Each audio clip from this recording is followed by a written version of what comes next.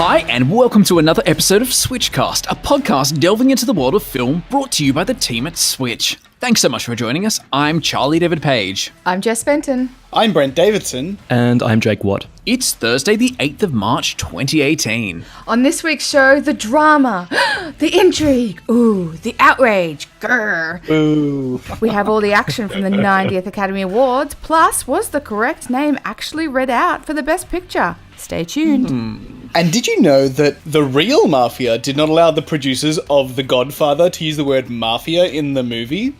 And that the 40th president of the United States was denied the role of a president because he didn't look presidential enough?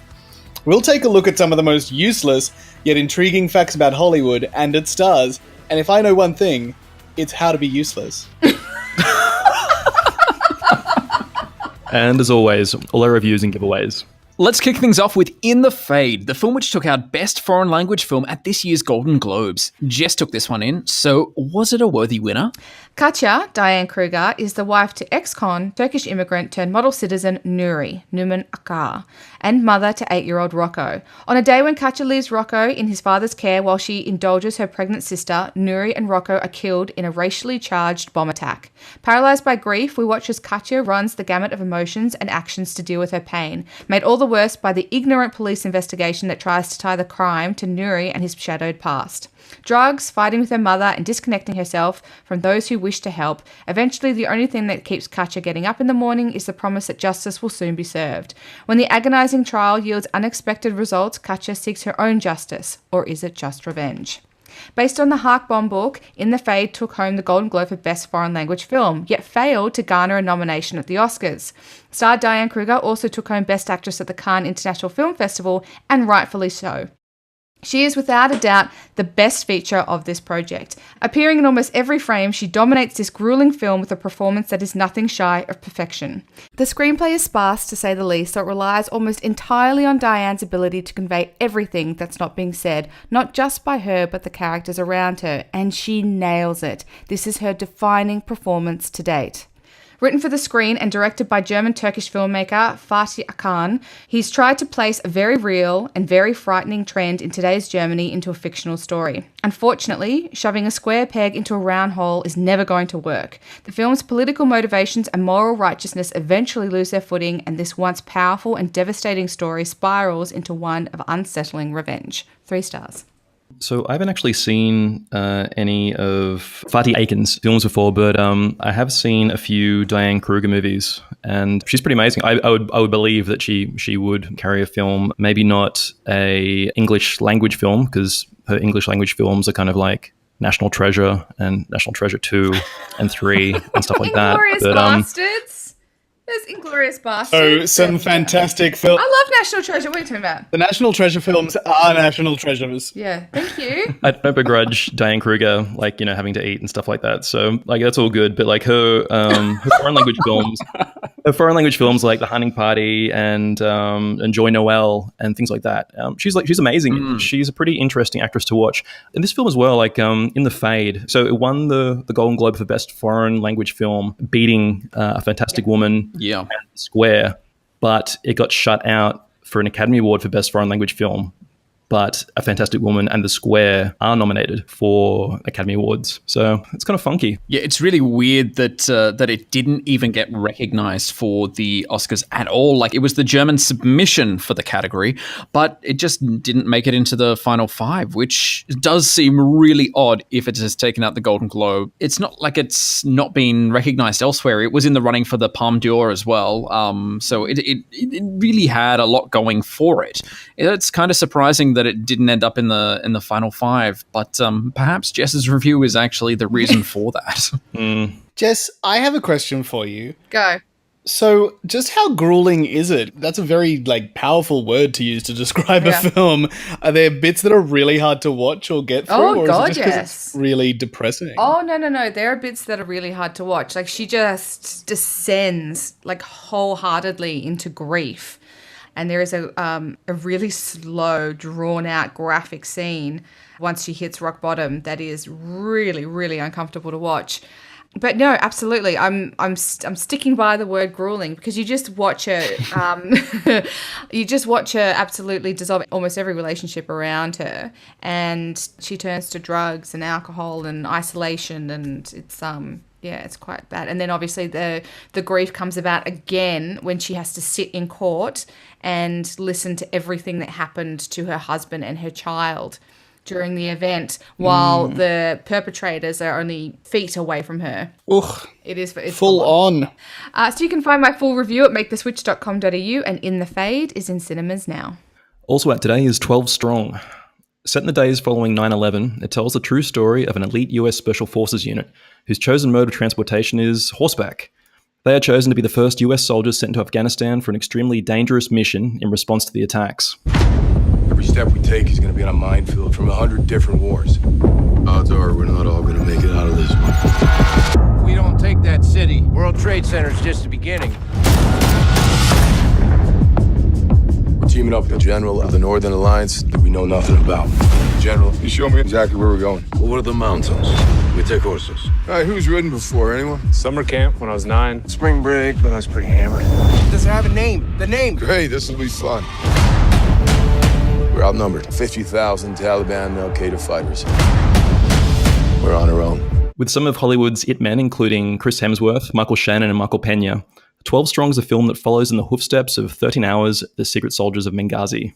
I don't know about anyone else, but the warning signs that I'm getting from this film is propaganda, propaganda, propaganda. Is anyone else sick to death of these movies? Just like, look how great we are. We go into other people's countries and we murder I'm their so locals. bored. Yeah. It truly breaks my heart that Chris Hemsworth is in this movie. They should have called it American Horses. It's like American Sniper, American Horses. The original book was actually called Horse Soldiers, so... I just think it sounds like centaurs to me. They're describing like some sort of like armored, half human, half horse, like soldier who like... anyway, sorry, I digress. That's what this film is really missing. Thank you, clearly. Jake. I'd be much more interested.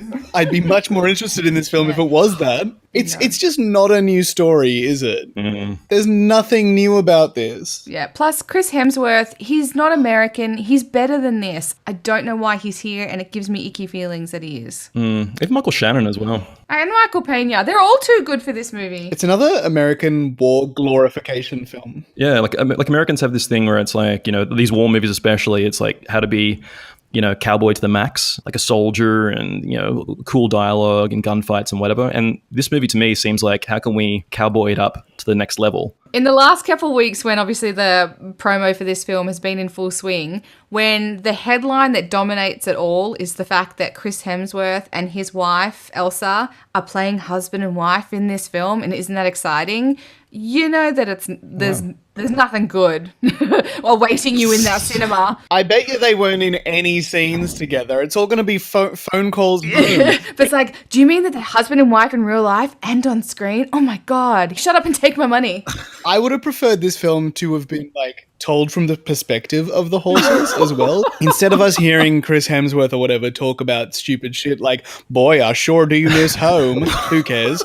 You hear the horses be like, oh man, I hope they're not going to lead us into that cave. Oh shit, we're going to get led in that cave.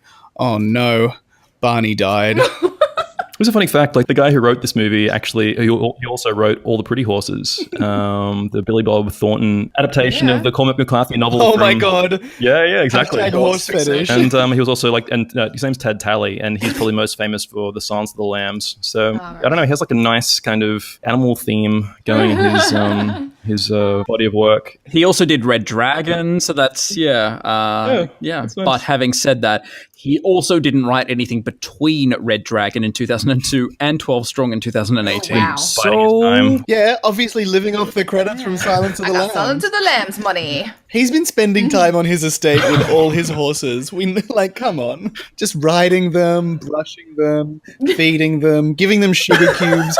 Creating lovely watercolors of them. Some mercy for you all. Also out today is The Mercy. The film tells the incredible true story of amateur sailor Donald Crowhurst, played by Colin Firth, and his attempt to win the first non-stop, single-handed, round-the-world yacht race in 1968. Have you ever done anything like that before? That's the point. If I can do it, then so can the bloke who stares at the horizon.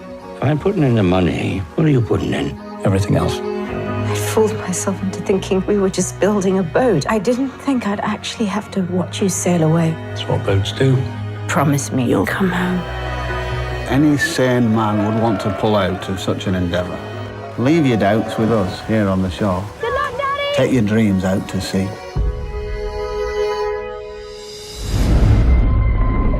A great deal of pressure falls on the man alone on a boat.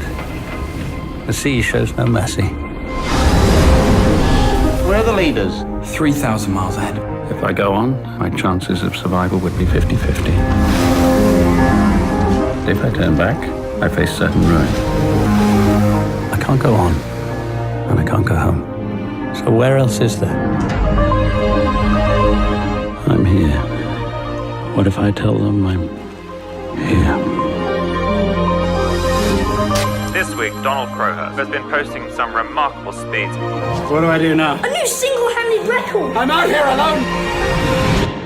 Also starring Rachel Weisz, David Thelwes, and Ken Stott, the film is directed by James Marsh, the man behind The Theory of Everything.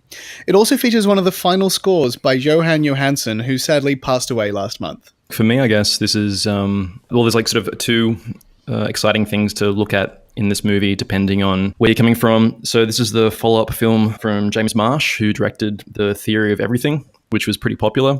I thought it was pretty shit.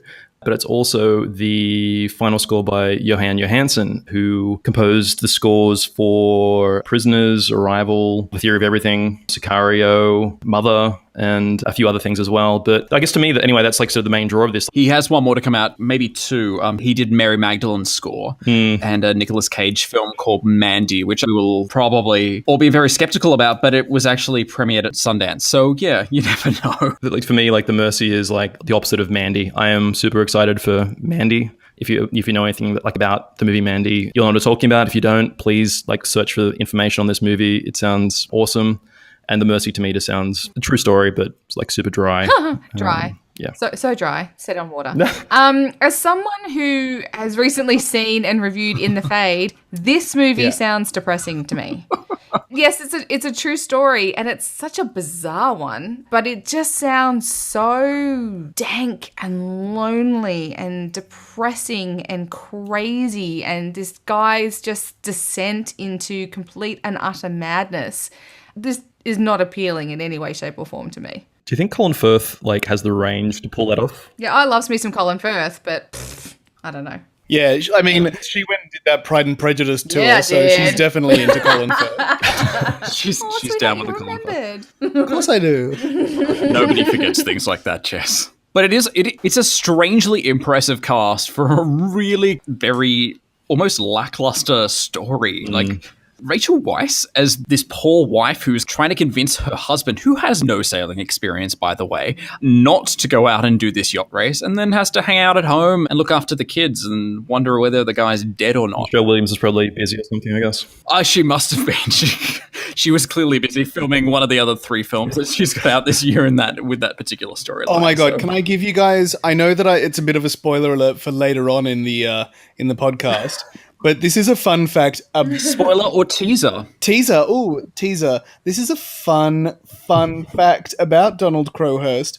His mother longed for a daughter, and Crowhurst was dressed as a girl until the age of 7. 7? That's way too old to be dressed as a girl. Well, here's another piece of fun trivia. At 55, Colin Firth is actually 20 years older than Donald Crowhurst when he set off on his Golden Globe race. Nice. The prize was only £5,000. Yeah, which back then it's a lot. In the 60s, yeah. Yeah, as of 2016, the equivalent of £60,000. Still, I feel like it would cost. Wouldn't that cost like a about boat? how much? Yeah. Millions. Although, yeah, he did basically like build his from scratch, which, may have been another reason for the end result, but no judgment, no judgment. It's fascinating, these kinds of people, isn't it? Like, what would possess someone who has no boating experience to circumnavigate the globe? What possesses someone who doesn't know how to swim to compete in the Olympics in swimming? Jess, have you not seen Moana? Do you not know the call of the sea?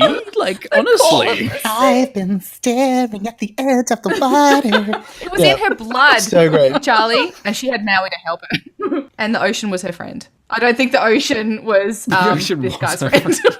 this could be really interesting because they have weeks of his log entries as he descended into madness. So, like, they could go on a really interesting way of making the film. I don't get the feeling that they are, but imagine all those log entries. Like, how fascinating. It's like all those children from that weird family where they were all locked in the basement or whatever. They all were only allowed to write in journals. Imagine reading those journals and how messed up they'd be. I'm interested. I want to read the log. I want to read the journals. Delightfully sadistic, Brent. Well, it would just be interesting, like, how weird he'd get. It's just kind of like, what did I do today? I looked at the ocean. I ate some like squid. had a great conversation with like a seagull. It's pretty boring. No sign of land. I'm still doomed. Yeah.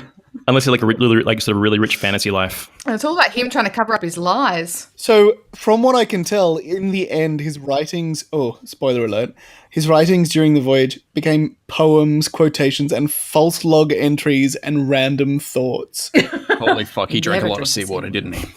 Also, exclusive to Acme this Saturday and Sunday is Westwind, Djalu's Legacy. This documentary looks at an aging Aboriginal elder in a line 60,000 years long who is running out of time to pass on the history of his people. When Djalu breaks with tradition to try and save it, musician Gautier becomes an unexpected family member and helps heal Djalu's son and amplify his songs to the world.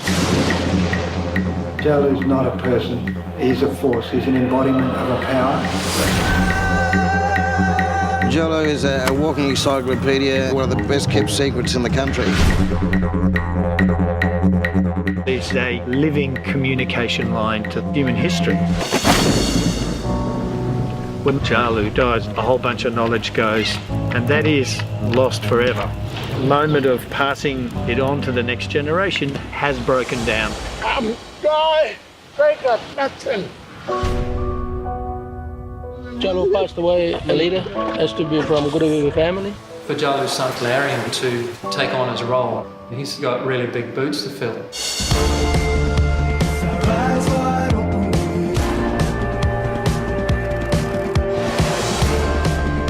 I hope you're not by wire.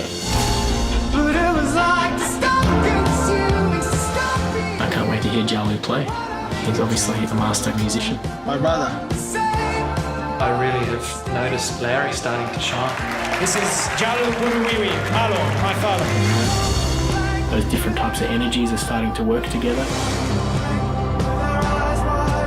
The film premiered at last year's Melbourne International Film Festival in a film that details the 5 years that director Ben Strunnen spent documenting Djalu's journey. I have to say, when I read the synopsis, it was a bit unexciting for me, but actually watching the trailer for this, it does look like quite a fascinating story.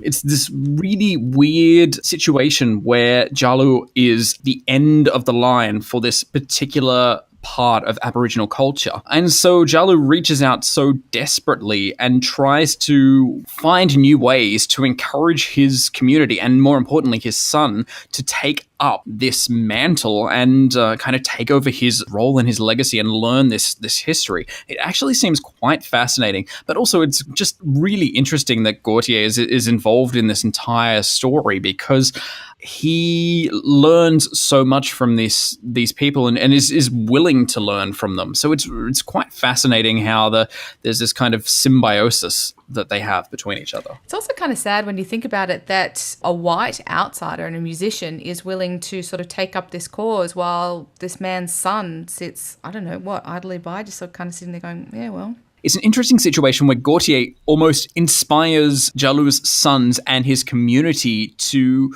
re-embrace this music, which is basically what holds all of their history together. It's kind of the thing that they pass down from generation to generation. So I think it's really nice to see that actually happening.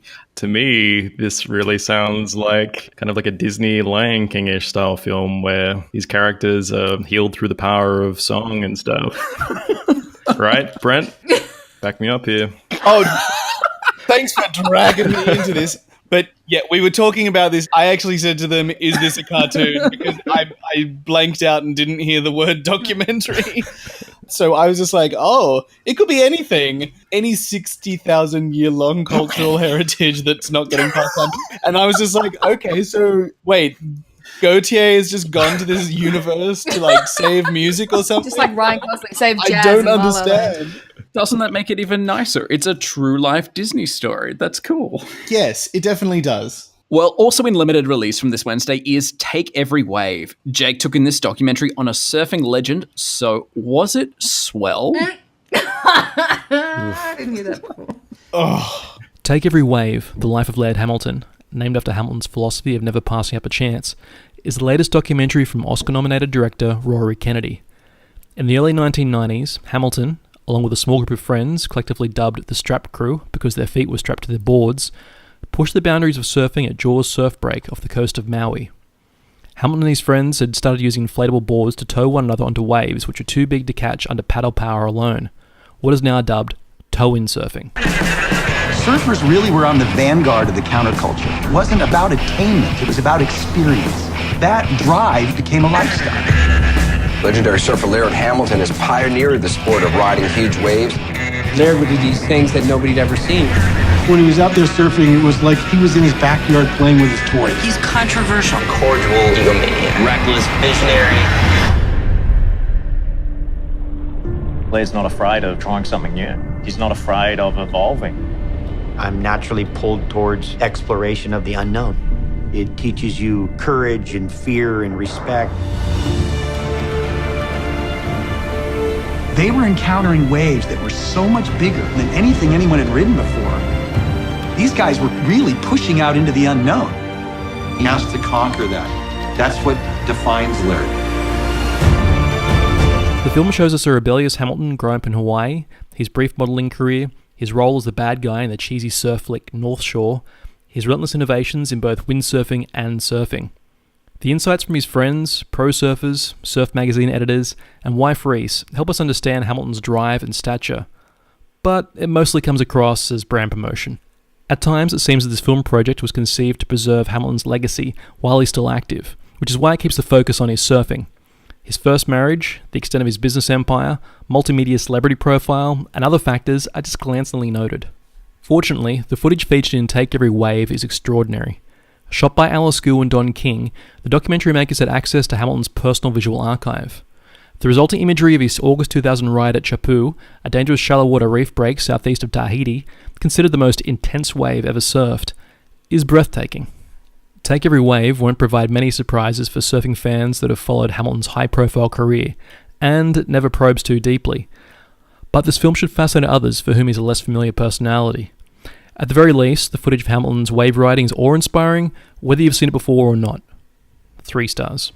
I do have a soft spot for action sports films like this, mainly because you can get some of the most incredible footage from them, like surfing documentaries, snow documentaries. You just end up with this stunning footage. You can sit there and watch someone ride a wave for like 30 seconds, no cut, and it's just the most spectacular vision that you've seen. So it sounds like that is one really good reason to actually watch this. And from like some of the stills that I've seen, especially from the more recent footage, it does look really amazing. Yeah, it kind of reminded me of something I was thinking about when I watched the documentary Mountain last year. Oh, yeah. The filmmakers actually have to pretty much invent new ways to film the athletes in motion. Surfing documentaries, like the technology really had to be kind of invented on the fly to like film these guys like surfing down these like massive 20-foot tall waves and doing all this like crazy shit. So on like a technical level, like these documentaries are pretty amazing. And of course, like the footage they provide like through this like new filming technology is always going to be pretty awesome to watch, which I think is like for me anyway, Take Every Wave, like the value of watching it. I watched it near Bondi with a pretty receptive crowd, and I'm not like a massive fan of Laird Hamilton, and this documentary isn't exactly the most even-handed documentary about his life, but everyone was like totally absorbed by the footage of him surfing. Like no matter how much you personally find Laird Hamilton a bit of a shithead, you can't take away the fact that the guy has had a pretty amazing life and surfed some like amazing waves in some beautiful locations, and as like a visual spectacle, this documentary is worth going to see. Yeah, look, I've never seen a surf film from start to finish. I've seen bits and pieces of a bunch of them, and quite frankly, I couldn't tell the difference between either of them. They are spectacular shots and they are beautifully filmed. filmed movies or documentaries, but when they try to add these personalities and these stories behind them, they just never really come through fairly authentically. They're just an excuse to show this incredible surfing vision and, have a killer soundtrack, have amazing vision of surfers, and just go for it. Well, I always view these surfing documentaries as when they first kicked off in the 70s, late 60s. Yeah. Surfing documentaries are really about that lifestyle, that sort of hippie surfing culture, and they were interesting because surfing was sort of a pretty niche thing back then. And now surfing documentaries are more about as you said, Jess, selling products. So you have sort of massive surf brands who make their own documentaries. And Jake, it's kind of funny. You write an article on the evolution of surfing documentaries that is on a website called Switch. Yes, that is so funny that you would mention that, because I did do that, and I ranked my favorite surfing documentaries on there as well. And they come complete with little video clips, so you can actually you can click on them and you can get a little snippet of the documentary, and if you like it, you can watch it. That is super handy. Wow. Yeah. And if you want to, you can watch them. And if you disagree with my opinion, you can jump online and swear at me and stuff. Get at me, bro. At Jake. Chatty. If you disagree with his opinion, you can just go back and watch the 2002 classic Blue Crush. It's all fine. I actually love Blue Crush. Blue Crush is awesome. If you want to watch a surfing movie with an actual story and stuff, I think, and this is because the bar is so low, and plus chicks are so hot, Blue Crush is is a pretty good one. But anyway, I was going to leave Blue Crush until that Tim Winton movie comes out. I feel like Brent was a big fan of Gidget. Oh. Yeah, for shiz. You have just inspired my film choice for later in the podcast. So go out and get wet, everyone. Froth up. Oh. Take Every Wave, The Life of Laird Hamilton is in limited release from this Wednesday. And check out my full review at maketheswitch.com.au. It was Hollywood's Night of Nights. There was a lot on the menu this year. It was the award's 90th anniversary, a year of celebrating diversity, the Time's Up movement, and redemption. Host Jimmy Kimmel was back, as was the culprits for last year's kerfuffle / greatest Oscars moment ever, Faye Dunaway and Warren Beatty. But first, the awards. While it was one of the strongest years in film in recent history, the awards themselves held few surprises. The night started with Sam Rockwell winning Best Supporting Actor, and as the evening wore on, I, Tonya's Alison Janney picked up a gong, Darkest Hours' Gary Oldman, and Rockwell's co-star Frances McDormand picked up her second career Oscar for That Billboards Movie. McDormand's speech, asking every nominated woman of the night to stand and be recognised, proved to be the event's show-stopping moment. Dunkirk took home all the technical awards, with Aussie Lee Smith walking home with the statuette for his achievement in editing. The Best Screenplay Awards made history, with the oldest winner ever, James Ivory, winning for Call Me By Your Name, and the first black man ever to win for screenwriting, Jordan Peele, paving the way for future persons of colour with a story in their heart. But the biggest winner of the night was Mexico. Disney Pixar's Coco took home Best Feature Animation as well as Best Song for Remember Me, beating out The Greatest Showman's This Is Me and turning its songwriter Robert Lopez into a 2-time EGOT winner, the first in history.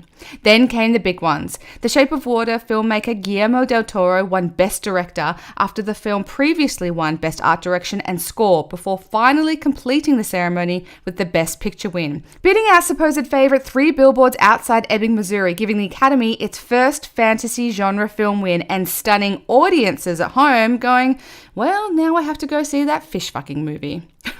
We'll see you next year for the 91st Annual Academy Awards and all that they bring. Ciao. Earlier this week, I uncovered a fun fact about Colin McGregor, the brother of Ewan McGregor. It seems that the Star Wars celebrity's sibling is actually a British RAF pilot whose call sign is, wait for it, Obi-2.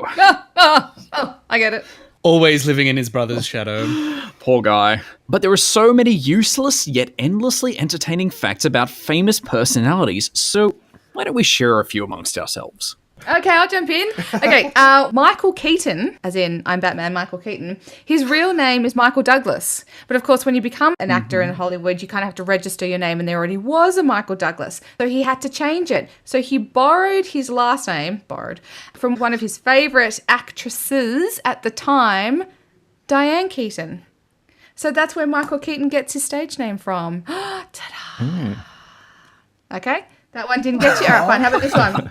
In Jurassic Park, the sound of the velociraptors is the sound of mating tortoises. Hot. No, still nothing? Okay. How about this one? All right, third one's a chance. Who goes and records tortoises mating for the sound bite? David Attenborough? David Attenborough's weird, sexy animal sounds. Best-selling CD. All right, here's my third and final one, and this one's one of my favourite Hollywood little factoids.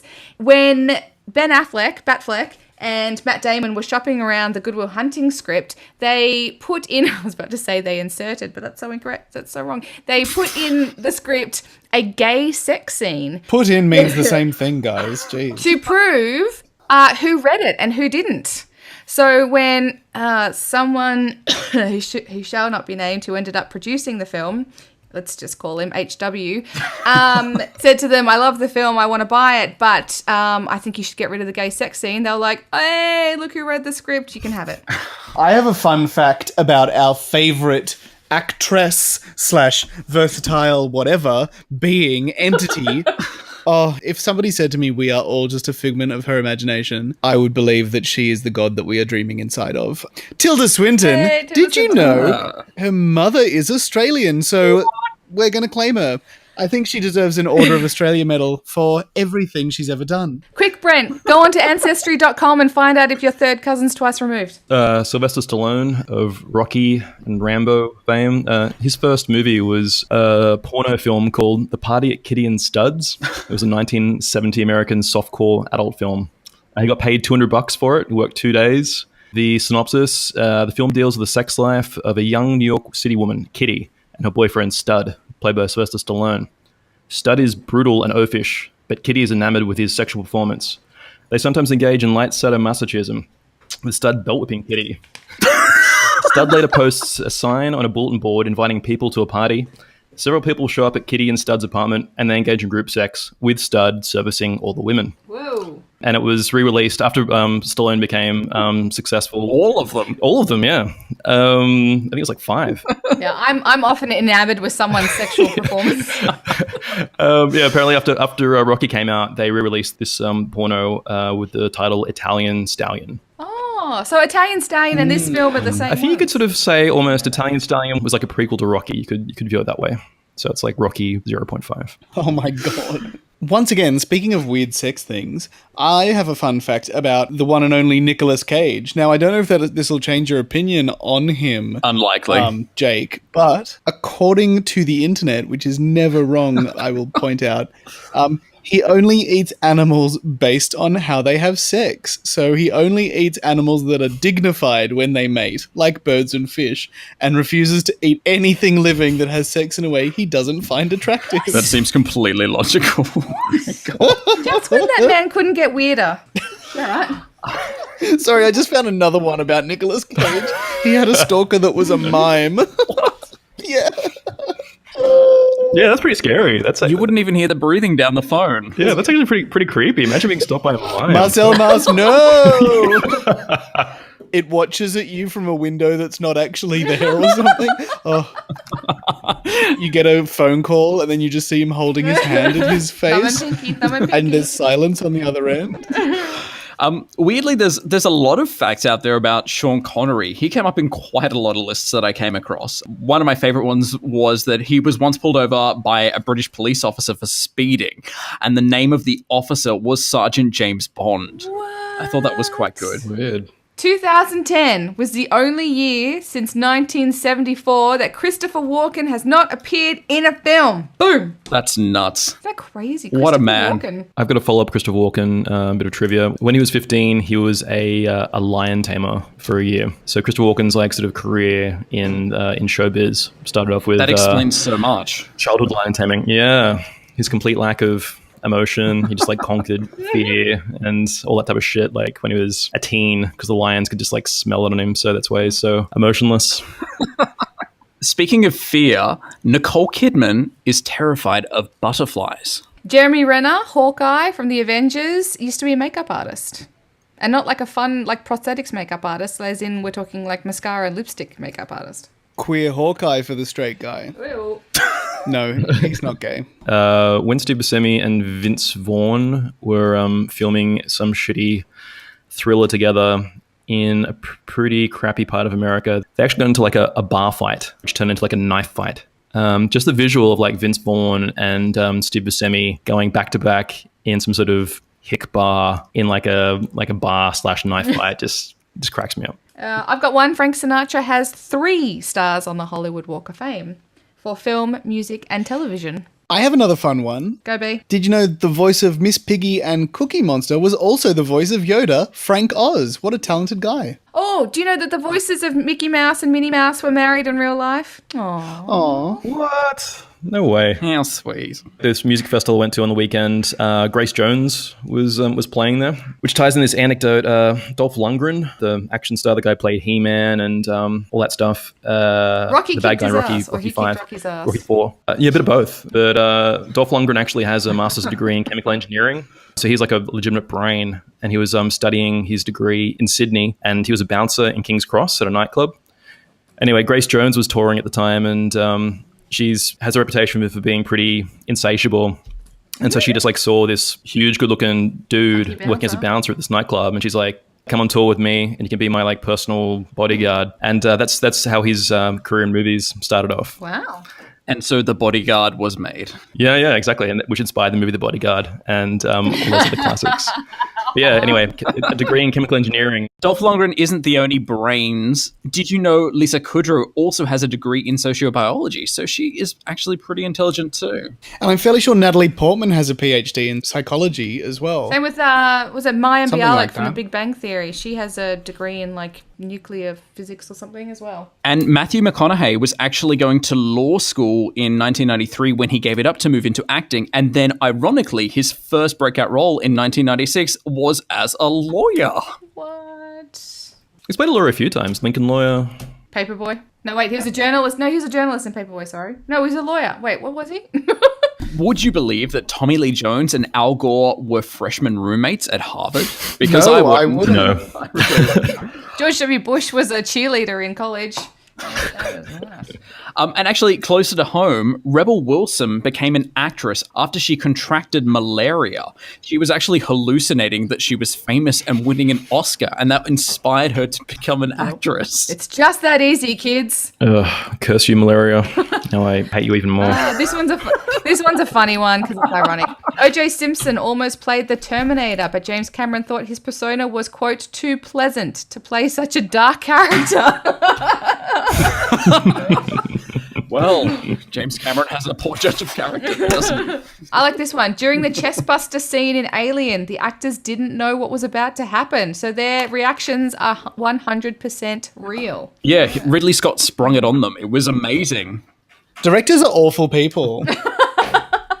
Speaking of awful directors, Will Ferrell's reactions during the Jack in the Box scene in Elf were totally real too. The director surprised him every time he played with one of the toys by using a remote control. That cruel bastard. See what I mean? I love you, John Favreau. And speaking of awful directors, I have one on Clint Eastwood from back in his acting days anyway. He is apparently allergic to horses. So in a lot of scenes, he Just like Kate Middleton. Yes, he and Kate Middleton are the same person. In a lot I always thought so.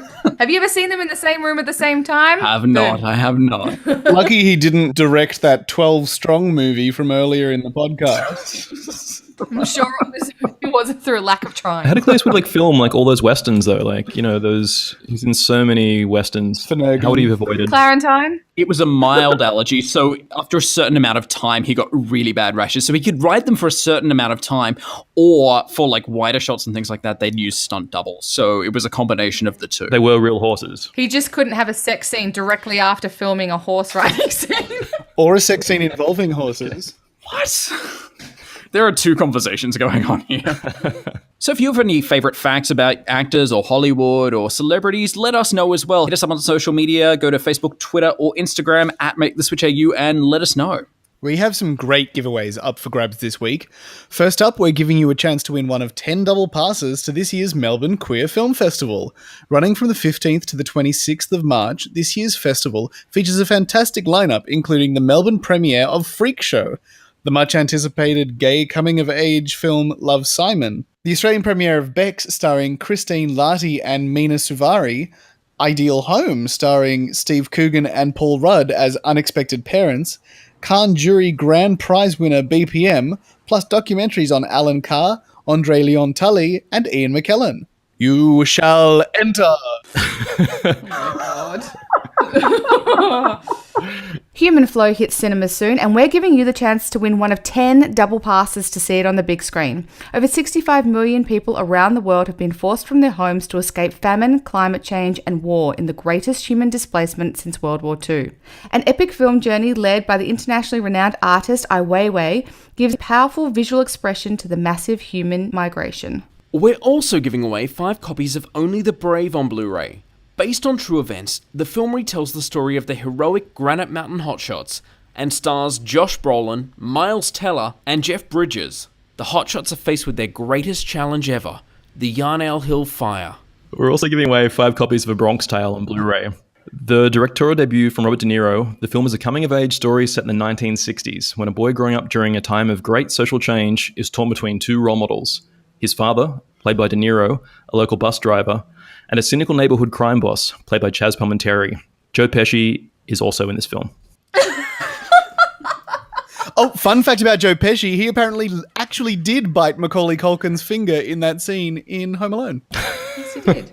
The facts never end. Oh. And finally, we're giving you the chance to win one of 10 Dendy Direct gift vouchers. Relax at home while watching the latest releases. This week, they've added Thor Ragnarok, God's Own Country, Only the Brave, 3 Summers, Mark Felt, The Man Who Brought Down the White House, Borg vs. McEnroe, and Loving Vincent to their impressive collection. For your chance to win this and all our fantastic giveaways, head to maketheswitch.com.au/comps now. And before we go, we'd like to offer you some cinematic inspiration, with each of us suggesting one film that you should see this week and why.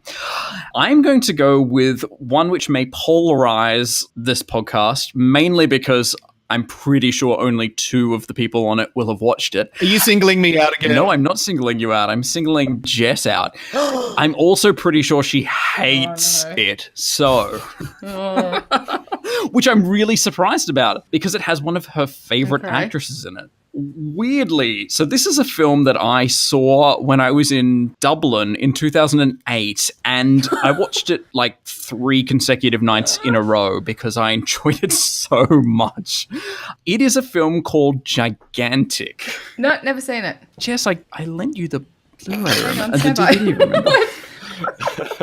She sold it on eBay. No, she gave it back to me. Okay, maybe, yeah. You told me you didn't like it. But it's very possible that I hated it because I don't remember seeing it. But it's got Zooey Deschanel in it. Yeah, exactly. It's got Zooey Deschanel. It's got Paul Dano. It's got John Goodman. It's a great cast. They're so funny. Oh, it's got Zach Galifianakis in it. Nice. Oh my God! Yes, he's the homeless man. I remember of course. this movie. Okay, I'm surprised by that fact. Essentially, it's about this guy who is a mattress salesman. He ends up falling for this girl whose father comes in and buys a mattress off him, but she's like this complete klutz. Whereas he's got his life sorted together and is in the process of adopting a baby from China. But it's like this really beautiful film. It's really hard to explain because it's very strange and it has very, very dark moments and very, very humorous ones. But it's just this kind of like fly on the wall look at this very weird relationship that should not be at all.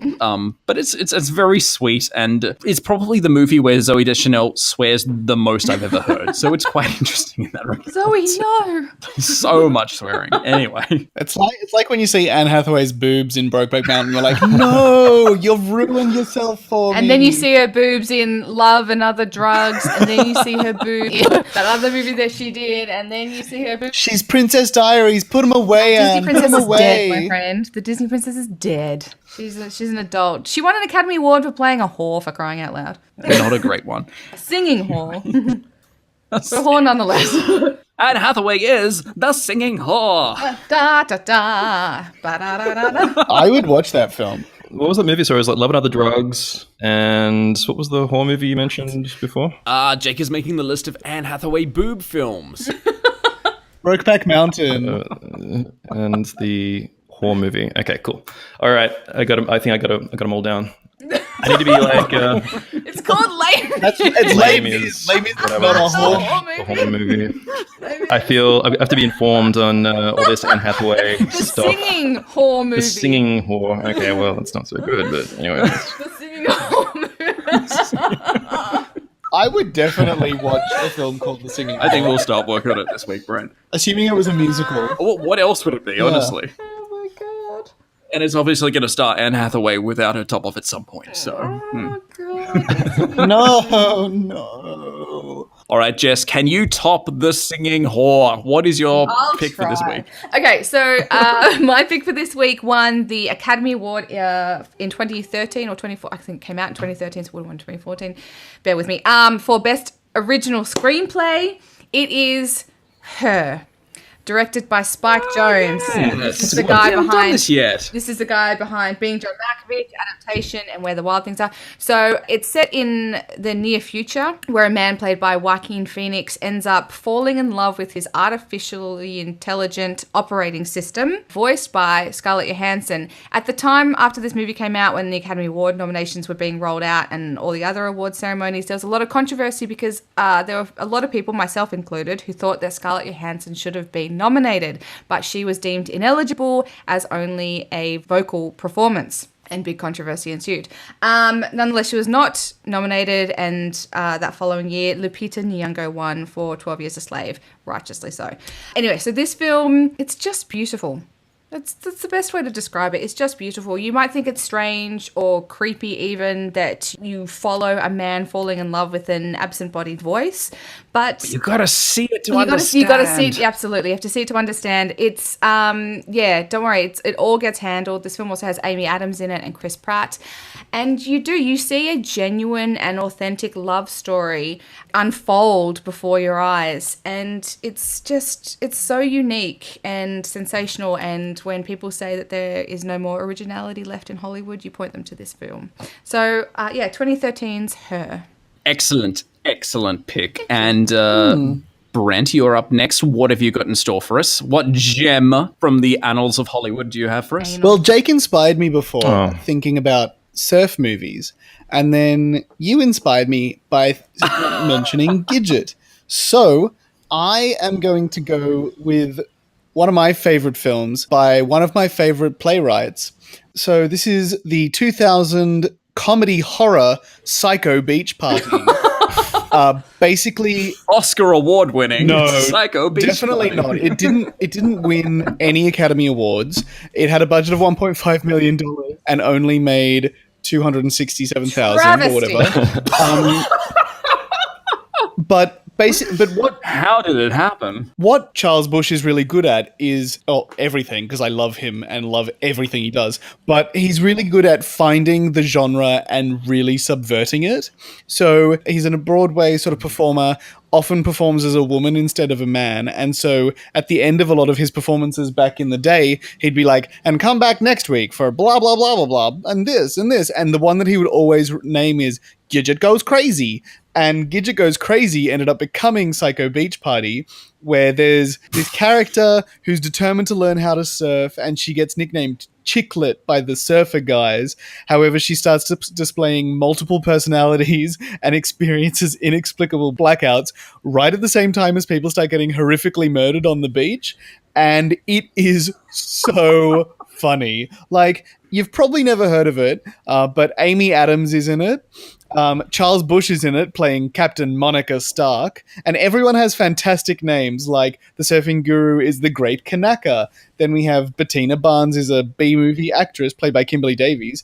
Then you have fun names like Starcat and Yo-Yo and Provolone. Like, it's just everything that captures that fantastic 60s surfer movie, but is also just like so twisted, so camp, and so funny. So in the original production of the play, Charles Busch actually played the Chicklet character. So it's very, very bizarre and great, and you'll have an incredible time. You might struggle to find it, but once you do, it is definitely a film to Nicholas watch. Brendan is in this movie. Yeah, he played Xander Starcat. in Buffy the Vampire Slayer. How good. Oh, and Lauren Ambrose as well. Oh, I love her. That's so exciting. I used to own that movie on DVD. What? True story. Oh my. Yep. I love it. I'm a big Charles Busch fan. Yeah, I didn't mind it. I think I might have like lost it on the move from when I moved from Newcastle to Sydney. But yeah, I remember sort of watching it. I think I picked it up because I just finished watching Buffy, and I was like, I thought Nicholas Brendan was pretty cool, who plays Starcat, and yeah, it was awesome. Again, sorry, Kimberly Davies, pretty hot. As Brent said, if you can find it, it's well worth the squiz, I think. But there could be one copy lying somewhere between Newcastle and Sydney, so hunt that one down. That's like the only copy in existence, I think. The only Australian copy left in existence. It's very good. All right, Jake, let's wrap things up. What have you got for us this week? Let us know your recommendation. So the Alliance French Film Festival is on at the moment. So I've been watching a lot of French movies, and one of the ones that struck me was a film called Swimming Pool by Francois Ozon, who has a new movie coming out at the festival called Double Lover. Oh, yeah. So Swimming Pool's 2003 erotic thriller. It's about a British crime novelist called Samantha Morton. She travels to a publisher's summer house in southern France to write her next book. And she gets interrupted by the publisher's daughter, who is pretty hot and frequently nude and played by Ladvine Sanya. So, that's pretty cool. And also, like, the author is played by Charlotte Rampling, who is no slouch herself in terms of hotness. I don't think Charlotte Rampling is ever going to go out of style. She's a pretty attractive lady. The movie itself is it's pretty interesting just in terms of the amount of symbolism, double meaning. It's like got a very slow, deliberate, languorous pace. You know what? If you liked, movies like Call Me by Your Name, or those movies that are kind of set during summertime in Europe, and they feature a lot of limbs, and they're obsessed with kind of like how people look and stand and lay and that type of thing. Yeah, it's a great movie, just a really well composed film, and I think one of Francois Ozon's strongest films as well. So if you want to buff up before you go and see Double Lover, check out Swimming Pool first. Well, some great suggestions in that bunch, and you can find the links to all the articles we've talked about on this week's podcast at maketheswitch.com.au. Please also subscribe to SWITCHCast on iTunes or your favourite podcast platform. And don't forget to rate us and stay in touch on Twitter. I'm at Charlie_David. Jess? At Miss Jess_Switch. Brent? At Brent C. Davidson. And Jake? At Jake Chatty.